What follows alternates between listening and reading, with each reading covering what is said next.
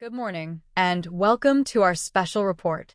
Today, we delve into a story that raises serious questions about the security of public figures, even those with significant private protection. Imagine this. A high-profile individual, meticulously guarded, is approached not once, but twice, by an individual who is not only a known threat, but who has somehow breached secure zones. It's a scenario that sounds like it's pulled from a thriller novel, yet it's precisely what reportedly unfolded during Prince Harry's recent visit to London. This incident, involving a woman understood to be a persistent stalker, has sent ripples through royal circles and reignited debates about the efficacy of private security for those no longer benefiting from state-funded protection. Before we dive into this fascinating news, make sure to hit that subscribe button and ring the notification bell so you never miss our exclusive royal updates and insights. During his September visit to the UK, Prince Harry was attending the WellChild Awards, a poignant event for him, held at a central London hotel. It was there, within what officials would consider a secure perimeter, that this woman reportedly managed to gain access and come within an unsettlingly close distance of the Duke of Sussex. The initial alarm was raised when a member of Prince Harry's private security detail recognized her. This wasn't an ordinary fan trying to snap a picture. This was an individual who, it is understood, has a history of fixating on the Duke. The quick thinking and decisive action of the security team member became paramount, as they reportedly had to body block the woman to prevent her from reaching the prince directly. The immediate concern, a natural one in such a charged situation, was whether she posed a physical threat, specifically whether she was carrying any weapons. The unsettling nature of this encounter was compounded by a second, equally concerning incident just 2 days later. The same woman was reportedly sighted near the Centre for Blast Injuries in West London, an establishment Prince Harry was also visiting. This repeated presence, despite the initial incident and presumably heightened vigilance, underscores the tenacious nature of persistent stalking and the significant challenges it presents even to well-funded security operations.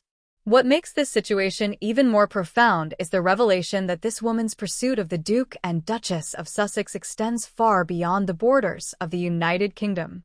Reports suggest she had also followed the royal to Nigeria during their visit there last year. This global reach of her actions highlights a level of dedication and determination that is deeply troubling. Sources close to the security detail indicate that this woman is not an unknown entity. In fact, she is reportedly on a specific list maintained by a private intelligence company which forms part of the Duke's protective team. This list comprises individuals deemed to be fixated on Prince Harry, suggesting a long-standing pattern of concerning behavior. The Telegraph newspaper further elaborated, reporting that this woman has a documented history of trailing both the Duke and Duchess of Sussex, with her presence confirmed during their visit to Abuja, Nigeria, last year. This consistent pattern of behavior, spanning continents and multiple events, painting a clear picture of a dedicated individual whose actions go far beyond simple admiration. The Metropolitan Police were approached for comment regarding these incidents in London.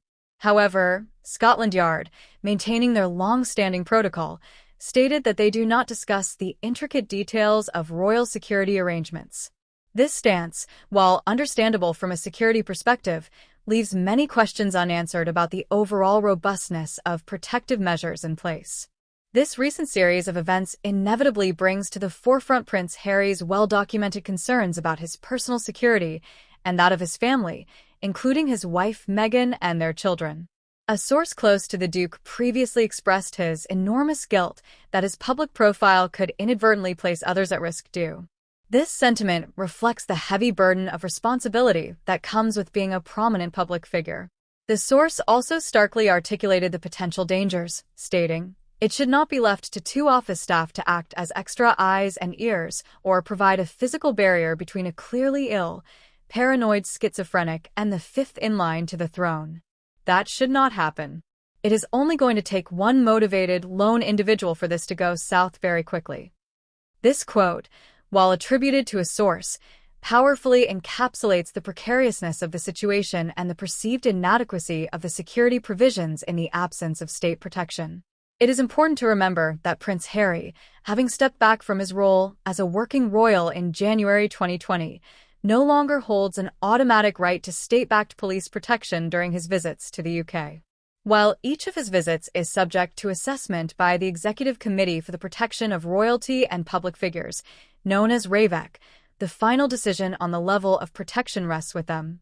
Earlier this year, the Duke famously lost a high court case against the Home Office, seeking to reinstate his state-funded protection. This decision was subsequently upheld by the Court of Appeal, solidifying the current arrangement where his security in the UK is primarily a private matter.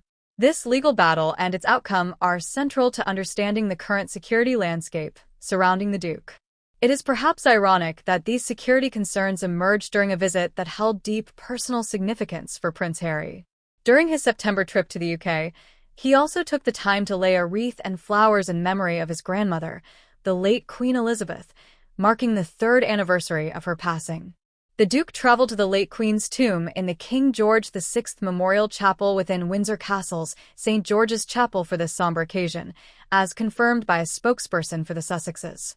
Furthermore, this visit also included a private tea with his father, King Charles, at Clarence House, marking their first face-to-face encounter in 19 months. These poignant personal moments underscore how any security lapse, however small, can cast a long shadow over otherwise significant events.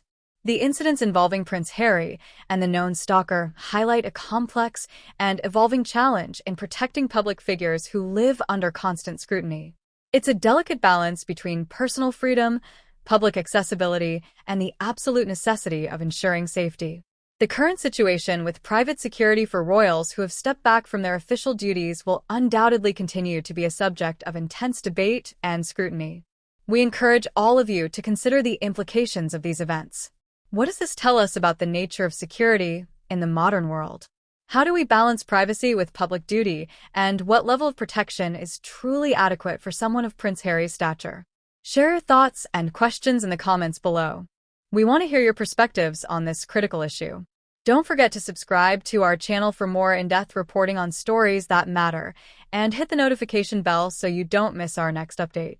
Your engagement helps us bring these important conversations to a wider audience.